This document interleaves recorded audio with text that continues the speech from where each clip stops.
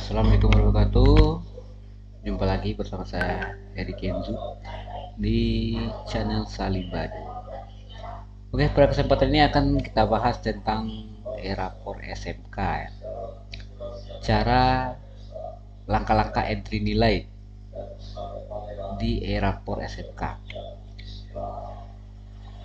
Nah, untuk sama dengan rapor yang lain, yang harus kita ketahui adalah link atau alamat dari server rapor yang diinstal di sekolah kita. Ini tentu saja diminta ke operator atau admin rapornya. Kemudian adalah user dan sandi atau password. Nah, kalau di rapor SMK ini udah biasanya ada sandinya email atau NUPTK atau NIS. NIS itu bagi siswa ya. Nah, kalau udah dibuka ini pada browser, bisa Google Chrome atau Mozilla Firefox, tergantung mana yang menurut Anda cepat. Dan sekali lagi, sebelum kita lanjut, jangan lupa like and subscribe-nya ya, untuk kita bisa menerapkan konten berikutnya. Oke, kita langsung lagi. Hal yang pertama yang kita lakukan adalah memasukkan ini email dan passwordnya. Ini cuma contoh ya. Kemudian kita klik masuk, kalau bahasa Inggris login ya. Dah, pertama masuk, kita akan disuguhi dengan mapel yang kelas yang kita ajar di mapel kita. Contoh, ini akun yang saya buka ini, kebetulan ini Bapak ini ada berapa kelas yang diajarnya dan berapa mapel juga. Nah, di sini ada mata pelajaran, rombelnya atau kelas dan tingkat, kemudian wali kelasnya siapa dan jumlah siswanya berapa. Nah, kemudian langkah pertama yang harus kita lakukan di rapor SMK ini, bagi guru yang mau entry nilai, ini entry ya, langsung dimasukkan ke dalam. Sebenarnya ada cara lagi, yaitu dengan download export, download dan upload. Nanti kita bahas. Nah itu, sekarang kita bahas yang entry langsung dulu. Langkah pertama kita harus seperti rapor yang lain juga, rapor SMA. Nah, di rapor SMK ini juga yang perlu kita lakukan mengambil menu referensi, yaitu tentang referensi kompetensi dasar. Ya, yang pertama kita lakukan adalah mengklik referensi, kemudian referensi kompetensi dasar. Di sini adalah untuk melihat KD yang akan kita nilai. Nah, di sini kita bisa lihat mana KD yang akan kita nilai. Di sini saran saya, untuk KD yang ingin kita nilai, statusnya sebagusnya harus aktif. Kalau nggak aktif, dia nggak bisa dikasih nilai. Dan yang tidak kita mau kasih nilai, dinonaktifkan saja. Atau di sini kalau tidak ada KD-nya, bisa kita tambahkan.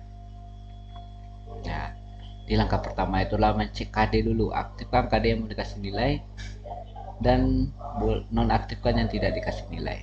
Hampir sama dengan rapor SMA ya. Jadi hampir sama di sini menunya. Cuma tampilannya berbeda. Setelah kita mengaktifkan ini, aktifkan KD kita, kompetensi dasar kita, selanjutnya adalah membuat perencanaan. Di sini perbedaan dari rapor SMA dengan rapor SMK. Di SMK kita harus pertama membuat perencanaan.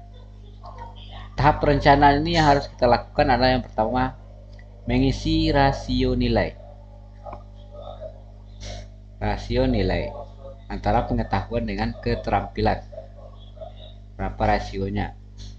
Angka ini tergantung, bisa kita minta ke wakakur masing-masing atau mungkin ada ketetapan, terserah sekolah masing-masing, maksudnya begitu.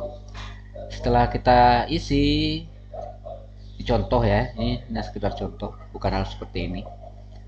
Kemudian kita simpan. Tidak ada produk kreatif, teknologi atau pengelolaan.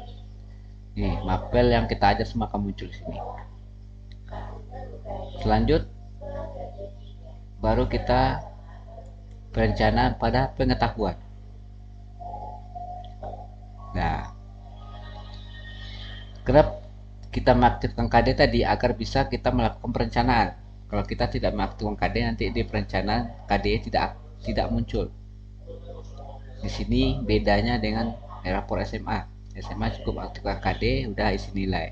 Di sini kita harus bikin perencanaan dulu. Perencanaannya nilainya, contoh ini, kita bisa lihat ini cara membuatnya. Klik tambah. Untuk yang belum ada perencanaannya, pilih kelasnya, pilih rombongan belajarnya, kemudian mata pelajaran yang akan kita nilai. Nah, kemudian kita di sini kita isikan aktivasi penilaiannya, contoh UH atau tugas harian atau ujian semester atau ujian mid. Kita isi di sini, kita pilih ini bentuknya apa, penugasankah, tes lisankah, atau tes tertuliskah. Kemudian dikasih bobot. Kalau saya biasanya saya isi 100.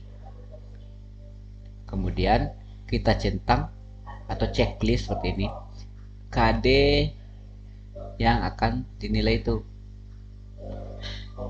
Cukup di checklist saja KD yang mau dinilai. Di sini kuncinya. Kalau kita tidak checklist KD-nya, maka KD itu tidak akan muncul di pengisian nilai nantinya. Jadi harus kita, ini bisa banyak dibuat UH, di bawah ini contohnya mid, ini tugas struktur dan sebagainya, tergantung penilaian yang telah kita lakukan masing-masing. Di KD ya, contoh KD 32 dan sebagainya. Nanti kalau kita klik di atasnya akan muncul KD, isi dari KD dari nomor-nomor tersebut.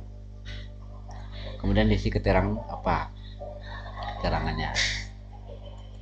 Saya biasanya isi keterangan sini nilai ujian semester atau nilai 1, penilaian 1, penilaian 2, penilaian 3, penilaian 4. Nah, contoh ya.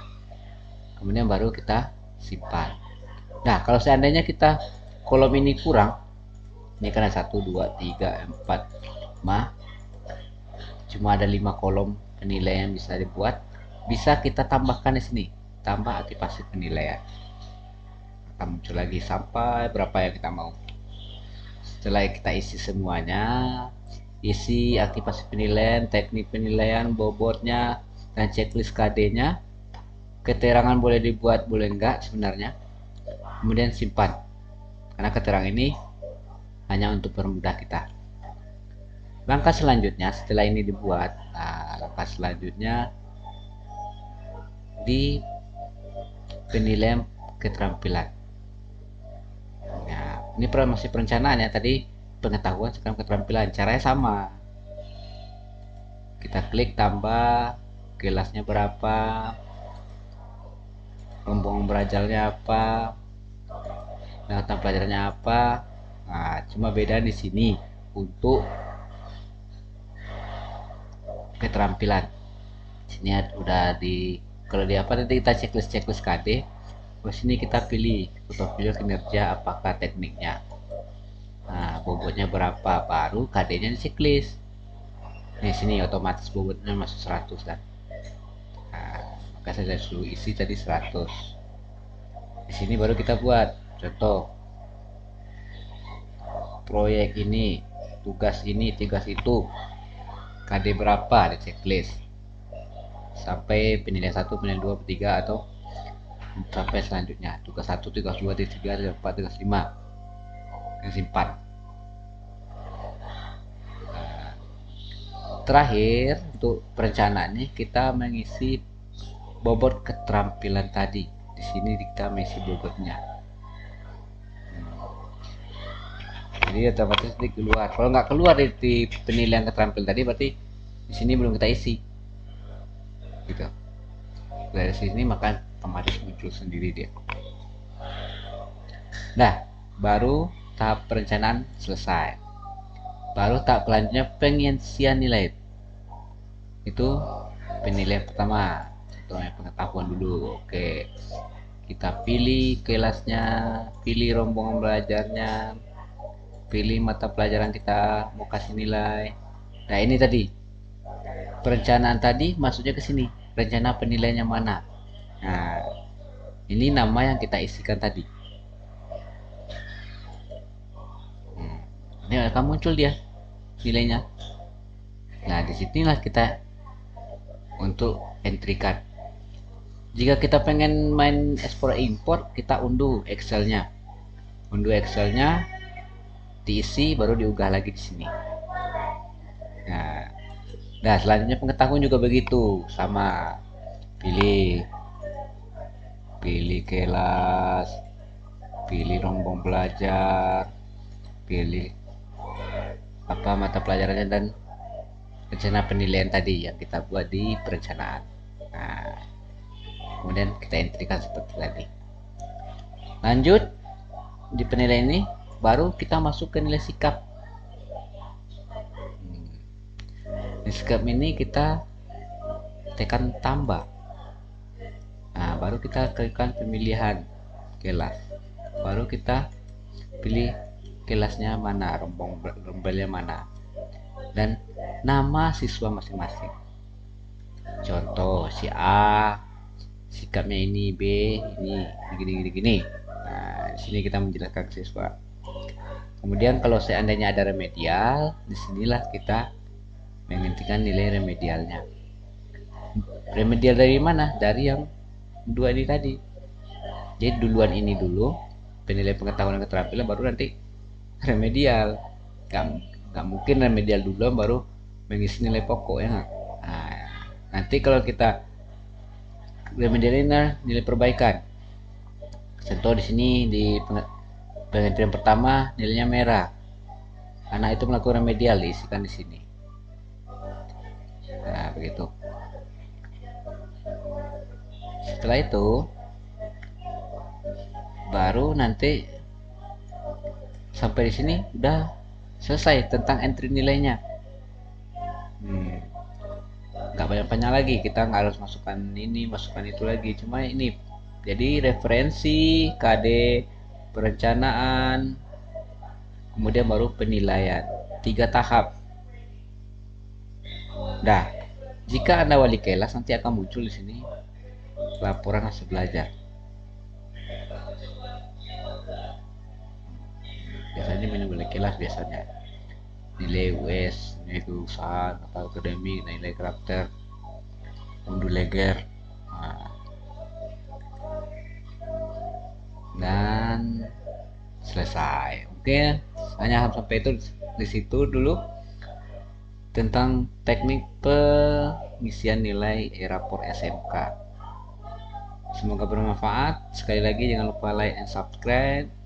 Nah, semapel dan nama ini hanya sebagai contoh, dan semua yang muncul hanya contoh. Semoga bermanfaat. Assalamualaikum warahmatullahi wabarakatuh.